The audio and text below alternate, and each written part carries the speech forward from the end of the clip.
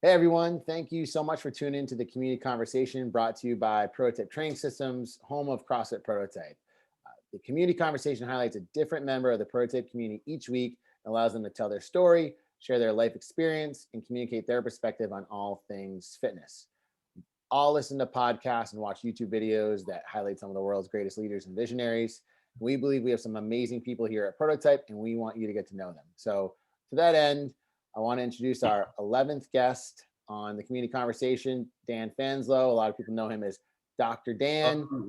Dr. Dan's been part of the Prototype community even before its inception. He owns Family Chiropractic here in Westborough. He's one of our community business sponsors here at Prototype. He's my personal chiropractor, and I will say he's a magician, not only fixing your pain, but also preventing it as well. And another thing about Dan, I'd say he's a wanderluster. Traveling, seeking out new adventures. That's I think maybe not as much now, but I know that Dan has traveled almost all over the world. Maybe we'll talk about that. And he's a family man, just an all around, just amazing person. So Dr. Dan, thank you for being part of the community conversation. Yeah, I was thinking about when this all started, right? Like Prototype open. Did you buzz out? When did Prototype open? What Prototype opened in, I thought you said the Prototype opened. No. Prototype opened in 2012. All right, so that's 9 years ago. So 10 years ago, I was working out at Boston Sports Club, and Mike was my personal trainer, and I was like the guinea pig. It was wild. It was like, I think he was learning about CrossFit stuff. All of a sudden, we were doing this. We went from like lifting weights to like double unders. I'm like, what are we doing here? And I'm doing all this stuff, and there's another amazing member. Maybe she'll get interviewed one day of our community, or maybe she already has. Sally Harwood, probably a bunch of people know her. Mm-hmm. And Sally and I used to work out like personal training with Mike. And to this day, I call her "Damn that Sally Harwood," because we'd be doing stuff and Mike would be trying to get me to do like, I don't know, a kipping pull-up, or we'd be working on double unders, or we'd be trying to row for time, and all this CrossFit stuff that he was developing, his programming. And he would always say to me, well, Sally can do X, Y, Z. And I was like, damn, that's Sally Harwood. She was always like achieving stuff that I couldn't achieve. And it was the competition started then.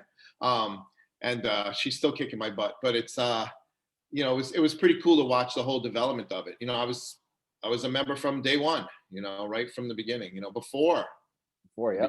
Yeah, we were starting up, and then it all took off. It's been awesome. It's been an awesome thing to watch, the whole evolution of it. I was commenting how awesome Mike is. The community has just been great at keeping engaged during COVID. It's been really tough. My office, sees a drop off, and we're hands on, and we never closed. We were essential personnel, had to work from day one, and, trying to navigate the waters of it and trying to allay people's fears and do everything to keep everybody safe. And, keeping the engagement that Prototype has been able to do is just awesome. It's really amazing. You get pounded with these emails every day, and probably people go, what the heck is this every day? But it's good at keeping everyone engaged. And we were talking, Mike and I, before we got on, about how one of the most important things you can do in this time is take care of yourself. I mean, it's really, this disease is not about the disease, it's about you. I mean, and America in general is so unhealthy, and anything you can do to improve your general well-being is going to go miles toward, it's going to beat a mask and a vaccine hands down. If you're the right weight, proper vitamin D, good nutrition, exercise, love, you get it all. We're going to be a healthier environment than anything else anybody can do for us. So it's about getting yourself strong, and doing that is the most protective thing you can do. Yeah, there's so many ways that we can go with this. I've been looking forward to this. Number one, I think I mentioned to you earlier. Well, let me just circle back about Sally. Sally's still crushing it at like 6 a.m., 7 a.m. every day. So that is nonstop. So she'll appreciate hearing that shout out. But, before, we kind of keep going down like different rabbit holes, I would love for you to kind of just give everyone kind of like your background. Like, I know everyone knows at this point, kind of you started doing this before we even opened up Prototype in 2012, but like, where'd you grow up? Give us your story, Dan. Like, when did you start Family Chiropractic? Like, let's talk about me, that stuff. Yeah. I'm one of those anomalies that knew in 11th grade that I was going to be a chiropractor. And I never wavered.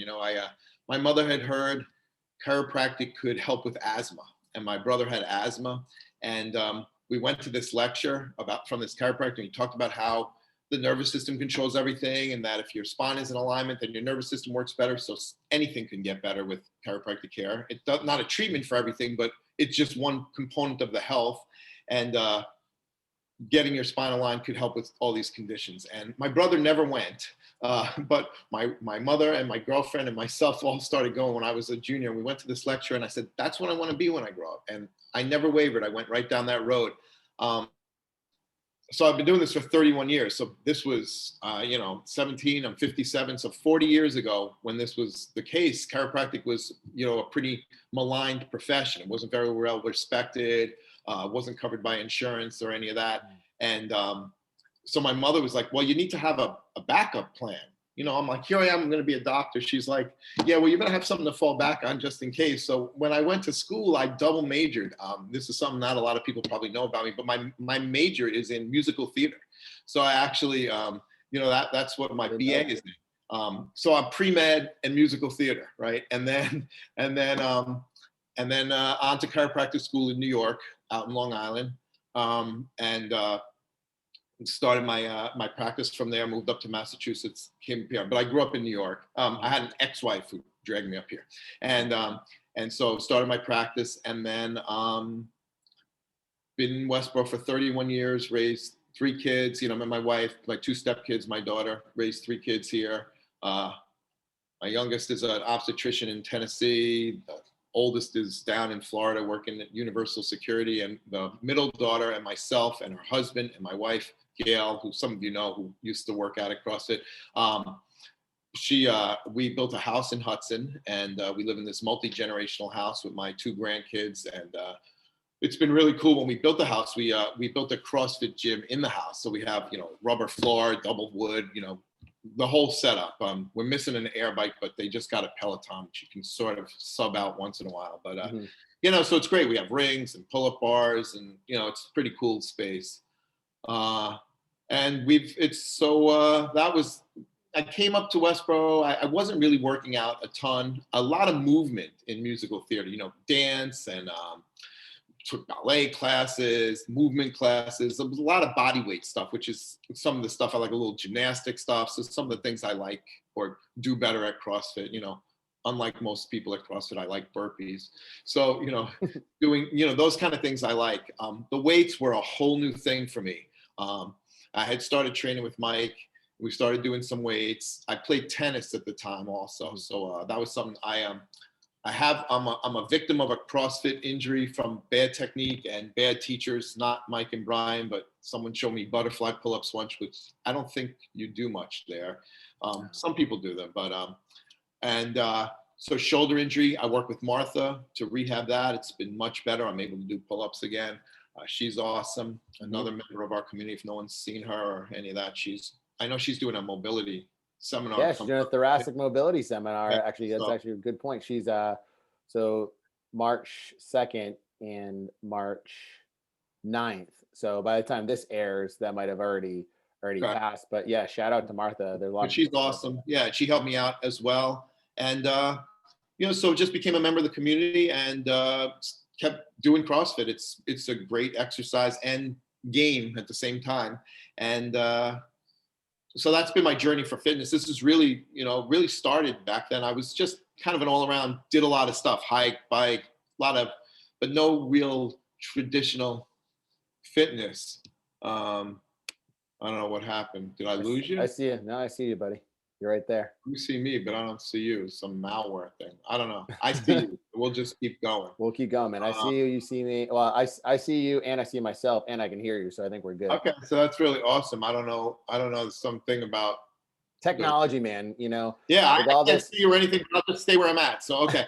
Anyway, it's crazy. I like my screen isn't showing you at all. But I don't want to lose you. It's all right, man. We're in the COVID world still, and we're still doing things virtually. It's actually made things a little bit more convenient for some folks, and so actually, you know what? Why don't we kind of go there? Like, with everything that's gone on, Dan, with COVID, I know you mentioned like you guys were essential and operating. Yeah. Like, let's talk a little bit about that, like how you were able to, work with your patients Yeah. and keep Okay. everyone All safe right. and all that sort of stuff. Because, I'm a huge advocate of chiropractic work. It's done wonders for me. I've had multiple back issues, you obviously know, Yeah. you're the one that treated me. So And yeah, so how did that work?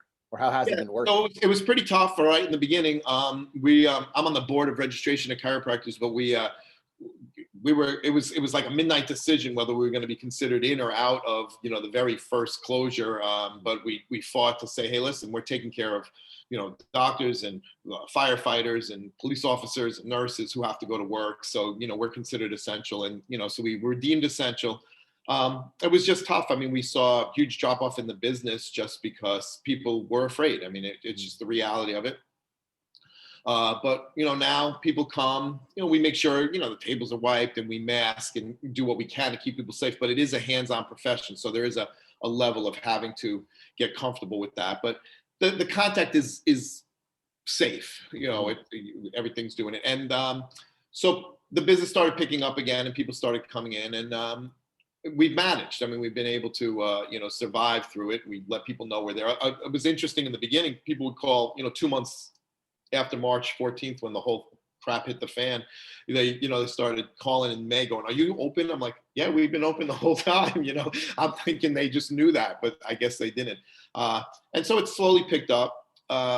And people come. Like CrossFit community is great. They come for injuries and for well-being. People come because they want higher level of performance, and other people come because something tweaks. Mm-hmm. I find, the conversation that I have with as some of us middle-aged like myself, get out there and, want to compete with the 20-year-old who's next to us. A lot of what I'm coaching people on in the office is their headspace with working out and why do they do it. I used to joke around. I would come in every time I would come to the gym and work out, and I would say to Brian, "I just set another PR." He's like, "Really?" I'm like, "Yeah, breaths taken. I won." So so you're always just another day lived is a personal record every day, right? So True. that's what we're all about. And so I always have to sit down with people when they're hurt. They're like, "I want to get back and I want to do this." I'm like, "Well, why do you go to CrossFit? And what are you trying to achieve?" Mm-hmm. And so I think people have to step back and figure out why they do it and then approach it in that way. There's some people who want to play CrossFit. CrossFit is a sport on a lot of levels. And when you go balls to the wall in a sport, you can get hurt. Just like if you're playing all out football, I mean, something might happen to you. But it's also a sport that you can play and get fit while you're playing it, Mm-hmm. as opposed to tennis, where you probably play tennis every day and not achieve a certain level of fitness from playing it. But this sport of CrossFit allows you to get fit at the same time you're playing the game. And so it's the level of competitiveness I sort of work on people. I talk to people about how sometimes, using less weight is okay. It's not what the person next to you is doing. I mean, it's all about modifying and finding what works for you. And the best kind of workout is the kind you'll do, so what you can show up for and do is the best for you. And so I try to encourage that with them and just nurture the people through the injuries. I mean, they come in, they're hurt. We're able to, help them get back to what they want to do.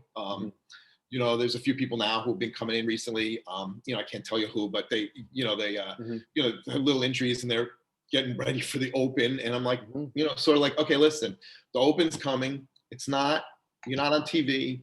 You're not, if you win, you win. You're just playing. Just go have fun and don't get hurt, So, but what I tell my other patient population who isn't CrossFit they'll often ask me, what do you think of CrossFit? I heard it's bad, and it's been maligned sometimes in the chiropractic world because of injury. And the reason that happens is poor coaching. And one of the things that Prototype has is amazing coaches. The unfortunate part of CrossFit is, nothing against anybody, but you can go out and take a weekend class and become CrossFit certified and open up a gym. But unless you really have the background and the training, you really need to research who it is you're training with. And technique is everything. And Prototype is awesome at that.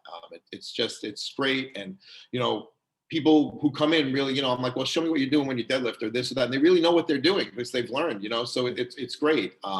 So I don't think that's happening. Sometimes it's just because their head gets in the way a lot of times. And It's hard. Yeah. Listening, you're saying a lot of stuff, listening to your coaches, putting your ego aside, and the approach that you've taken is that, continual progress, consistency, that matters much greater than, trying to set a new personal record every single time you're in the gym. The personal record is, like you said, breaths taken, another day lived, feeling good, feeling better, working towards your personal fitness goals. And that can be a bunch of different stuff. I probably say once every week or so to some CrossFitter, I'm like, listen, if you deadlift 400 pounds or you deadlift 350 pounds, you're not a better person.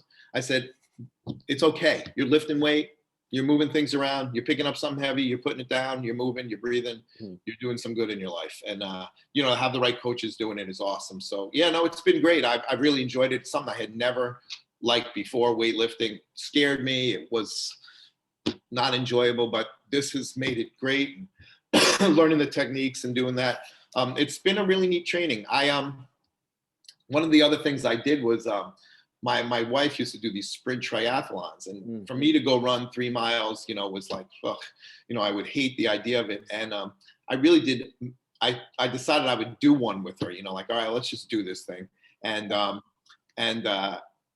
it was wild. I didn't train running at all, but just did CrossFit for a while. And I just went out one day and just ran the 3 miles. I'm like, holy shit, I just ran 3 miles. I didn't even stop. It was like, so you get this level of fitness that you're not even aware of that transfers well to other activities. And so I ran these couple triathlons, like no problem. I mean, I wasn't winning, but I wasn't trying to win. I was just trying to finish and run and bike and swim the whole way. And they were awesome. So that helped. So that was kind of a neat evolution in my fitness to say, wow, I could just do this, without even really thinking or training much for it. Just cross training with CrossFit worked well. So that was kind of cool. It works.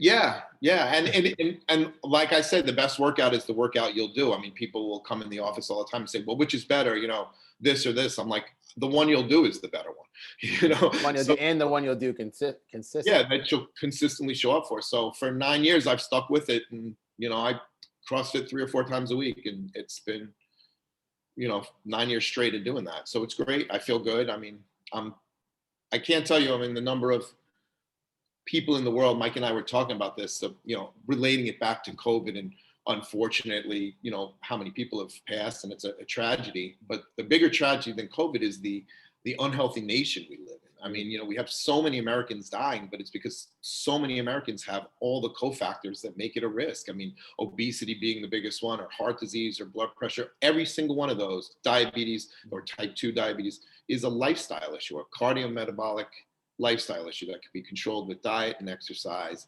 And we wouldn't be facing the level of this pandemic in this country if we were just healthier. So it's awful. And so just getting people to stick with something and do it would be so amazing. And if we could use our resources that way, it would be incredible. We should be out there saying, are you making sure you're doing X, Y, Z? Not just are you making sure you're wearing a mask and distancing, but are you making sure you're also exercising and getting vitamin D and eating right and sleeping enough and drinking enough water?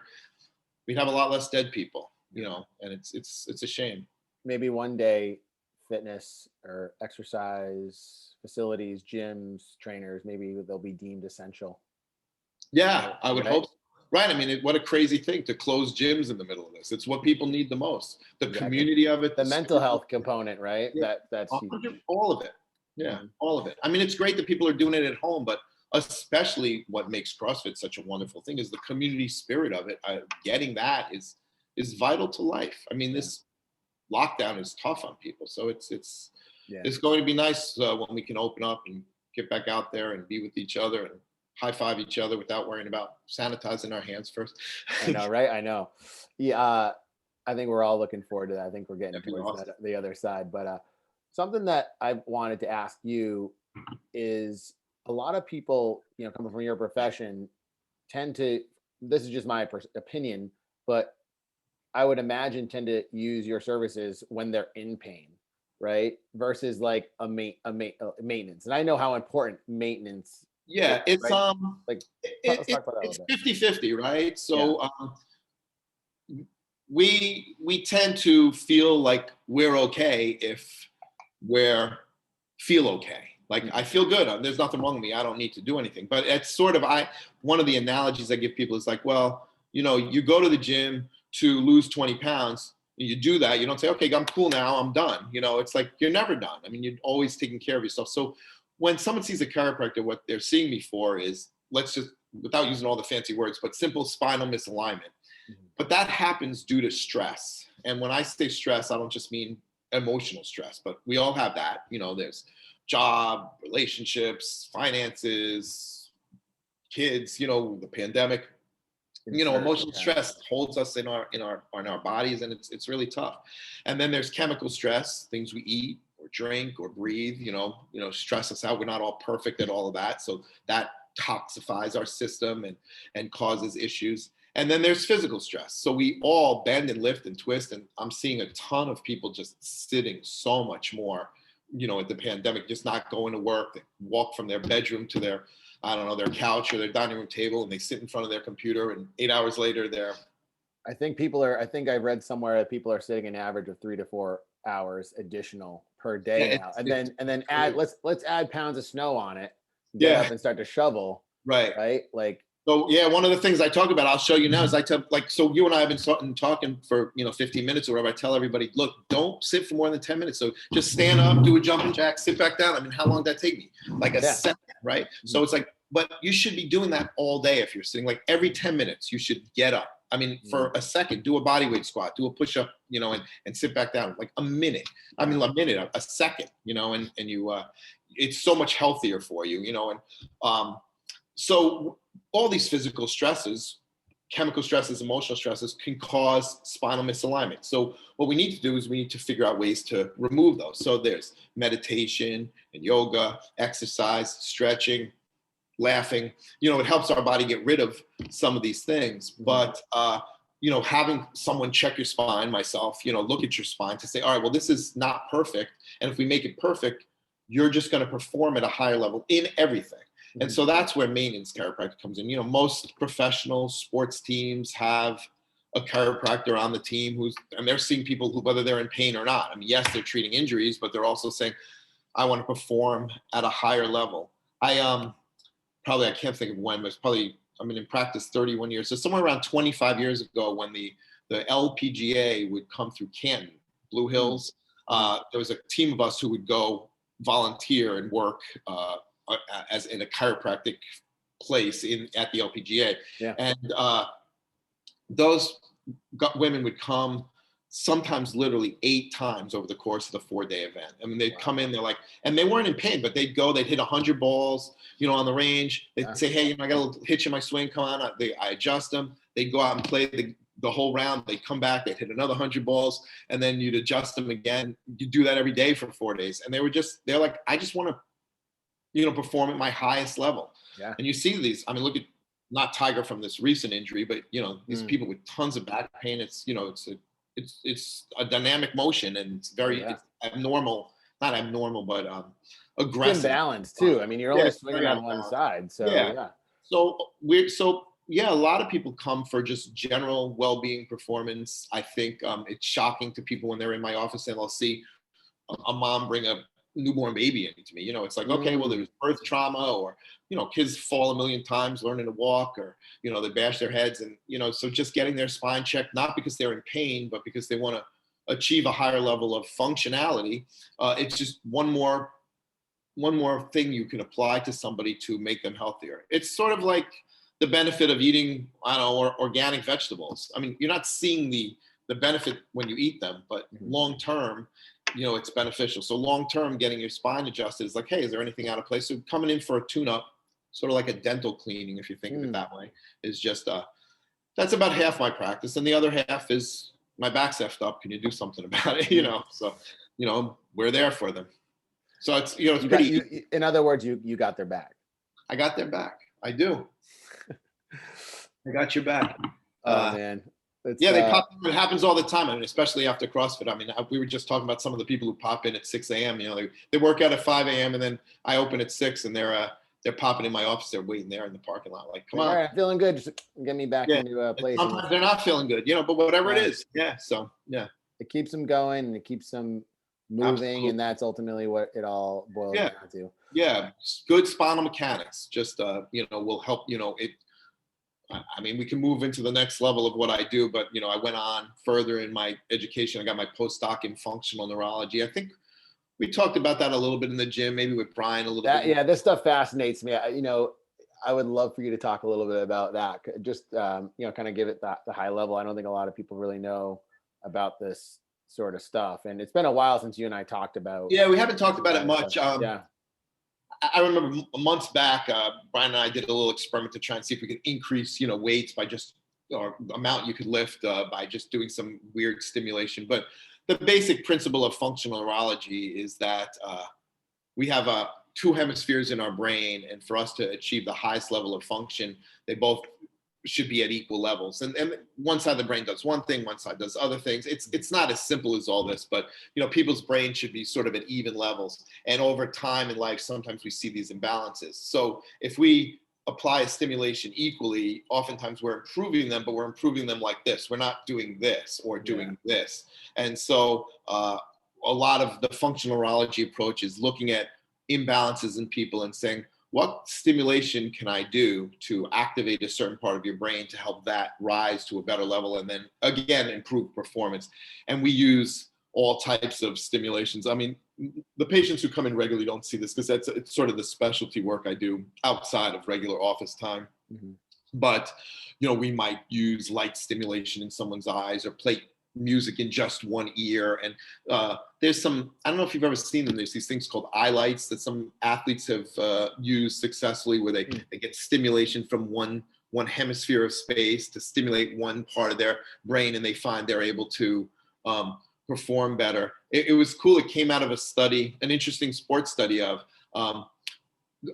swimmers and their takeoff time off the blocks. And they were finding that when the photographers would line up on one side of the pool, it would change their time. And it was the flashing of the light in their eye actually at the takeoff changed some of their reaction speed. And they put some of that together. Well, wow, if we stimulate them one way, we can raise their reaction speed based on their brain imbalance. So for one person, maybe light from the right side of space is good, but for someone else, right from the left side of space. And the evaluation of that is sort of what I went back to school for. So it's that was just a postdoc thing that was kind of fun for me. And then in my world travels, as you brought up, somewhere in the middle of that, Gail and I were driving through the countryside of Iceland, and we got wrecked. And I wasn't a CrossFitter at that. This was 15 years ago. So before you and I even met. And I was life flighted, big head injury, shattered collarbone, dislocated jaw. And I wound up being treated by a functional neurologist for some of that. And is that what got you into? No, I was actually in the program when that happened. I was in my postdoc schooling for it, but I actually got to see it applied lifetime, so it was kind of cool. That is cool. And I'm glad you're okay from that. Me too. It was a cool experience. I got a helicopter ride, but I don't even remember it. It was kind of cool. I don't remember it. Yeah, Gail talked her way onto the copter. I know one of our members is a life flight nurse. Yes. Gail talked her way onto the helicopter and came with me to. Oh, that's awesome. Yeah. Got a free flight out of it. Helicopter. Yeah, I think she was a little freaking out at the time. Yeah, I can imagine. So Dan, we've been chatting, and there's so much that a lot of knowledge that you've dropped. I'm gonna hit you with these spitfire questions. I'm gonna ask you one that's not on this list, but we mentioned traveling. What's your favorite place you've traveled, or the best place you've traveled of all time? And I know you again. I know you've been in a lot of places. You want to give a little summary. Yeah, that's so hard. There were different experiences. I think it's interesting. When a lot of times it's not what happens or where you've been. It's the moment. When Gail and I got engaged, we were helicopter hiking in the Canadian Rockies, and you would take this helicopter up, and they would teeter you over this ridge, and you jump out, and you had a guide, and like get out. These old like copter pilots, and then they drive away, and you're standing on this ridge in the middle of the Canadian Rockies, and you look around, and you're like, be the only people who've ever been here in the history of mankind, you know, or humankind. And it's like, wow, but you're not. And you know, so that was pretty amazing. I really liked Italy of the countries I've been to. I mean, the people and so sort of those moments, those days you have that you remember. There's an area of Italy called the Cinque Terre along the coastline, and hiking that was just amazing. Most of it's the outdoor adventure kind of stuff. Most recently, the year before, so not this past September, but a year ago, Gail and I hiked the Inca Trail in Peru to Machu Picchu. So we did the whole hike, and you talk about people in shape. You know, we're huffing and puffing at 14,000 feet, and these porters in like broken like Tivas, you know, are carrying like 70 pounds, just like flying past you. Like, okay, we'll see at the camp, you know, and they're there like 3 hours before you. They got it set up, a hot meal for you, and you're like dying to get there. But it's pretty cool. I know I've seen some pictures of you doing some hiking with the guys, and some mountain hiking and stuff. But those are the best. It's really the memories of the experiences, some trips with my kids and stuff. But as far as physically beautiful, those Canadian Rockies were just stunning. But Italy is hands down just an amazing trip every time. So I knew that was going to be a hard question for you. Yeah, and there's I figured there was going to be these moments and these in the different experiences within each. But it sounds like the outdoor components of these things. You're not going on a vacation and just sitting on a beach. There's a lot It's not our thing. I mean, I get that. Like, people like to do that, but no. I mean, it's always like the culture, the food. This was the best, I don't know, gnocchi you've ever had. You remember that one taste and that one. There's no favorite. I don't think. I mean, there's the memories just hit you. They well over you, and you're like, wow, that was fun. Let's do that again. But there's so many other places to go. I always have, what's the next place? What's the next place you guys are? Let's end this pandemic. The next place is going to take some change in my office, because I've been 31 years. I've never taken more than a week. Because people want you around, and so when we can do 2 weeks, it'll be Australia and New Zealand. That's high on the bucket list, and I'd like to hike in Patagonia down in Chile, and I have this bucket list thing about the Kilimanjaro, but Gail's not interested, so I'll have to find some people who want to do that. Are you familiar with Wim Hof? Have you looked? I am. Yeah, the Wim Hof method. Yeah. Yeah. So these guys climb, it takes most people I don't know. Didn't he climb Everest in shorts and and that was it? Sort of, but they do that to Kilimanjaro, and it takes these people. The typical person, I don't know, 12 days acclimation. These guys take this course, and they do it in 2 days in shorts and a t-shirt, It's insane. I don't want to do that, but I'd like to do it. So Wim Hof method, cold submersion, all that, the breathing techniques. It's breathing and cold. Yeah, it's pretty fascinating. Yeah, it's fascinating stuff. I'm reading his book right now. It's pretty cool stuff. Yeah. My father-in-law is really into that. Next question: favorite movie, TV show of all time, and/or? Oh wow, man! So those are so hard. I ask the tough questions, man. I'm like a stand-up comic on the side. So I love the TV series. I mean, I love every Seinfeld. Just watching Seinfeld just keeps me going. Movie, you'd have to give me a genre. I don't know. I mean, if I had to say, okay, this is the movie, I'd probably Shawshank Redemption. That's the classic. Yeah. Basically, the easiest way to think of that question is how I think of it is if you're scrolling through TV, a bunch of TV channels or whatever, and every time that movie's on, you have to watch it regardless. It's Shawshank then, because that's the one. I'll stop and I'll just watch that. Animal House is up there too. That's such a classic too. Those classics are just but even the newer classics, like the comedy, like The Hangover or something. You just stop and you're like, there's so many great lines in all these movies. It's how do you not watch them? But yeah, no, I like the movies. I did that yesterday. I turned on Superbad, which is one of my favorite of all time. It's one of the most quotable. It's, it might not be everyone's cup of tea, but it's the stupid comedy stuff that I like. Next question, Danny. Favorite musician or music artist or band of all time? Oh, favorite musician. JT, probably James Taylor. I'm always yelling at Brian. I'm like, can we turn this head banging stuff off, kill your mother, you know, da da da. I'm like, you just put on some mellow, you know, like I'm You're more asking like Brian that he plays reggae. He just plays reggae music all the no, time. he doesn't. All those workouts at noon are like, you know, head banging rap stuff. Yeah. Got to have the higher tempo when you're I guess drown out the PR breaths. As you know, when call I'm working out, I put on like you know, Billy Joel radio, Simon and Garfunkel radio, James Taylor radio on Spotify, and the kids will come up into the bonus room, the workout room, and they're like, "How do you work out to this music?" I'm like, "I'm working out slow, obviously, I guess." Yeah, I do the same thing. If I'm at home working out, I think I put on Dave Matthews Band, or John Mayer or something like that. It's the same sort of thing. As if you like it, you know. Yeah, I like it. And then last question, I think I know the answer to this, but like, what's your favorite thing to do when you're not working out? You know, what's your favorite activity? Well, so you know, my pastime, well, we would say travel, and I'm a foodie, but actually, you know this about me, but I'm a big poker player. Yes. So that's probably what we didn't even talk about that. You got on the. Let's talk about that. Let's end it with that. I love that. So poker's like my thing, right? So that's my little side hobby that not a lot of people know, but I 3 years ago or whenever it was, You're good.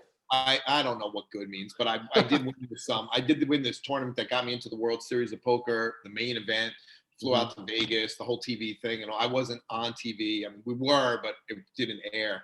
But it was cool. It was a great experience. I didn't win anything, but it was fun. I played. You know, it's a 7-day tournament, or I made it deep into the second day, and typical poker bad luck crap. But it was but I played well and I felt good about it. And so that's something I do. It's a bunch of different groups I play with. This group of like 85-year-old guys, old guys in Wellesley that I play with. And then then there's, the younger crowd I play with, these, kind of what you call these real blue collar kind of grungy dudes. It's fun though. It's just neat to mix it up. Like different groups, I love the game. I love, the different personalities, and I like the psychology of it, the math of it. And it's, I don't know if you find this, but you work with people all day.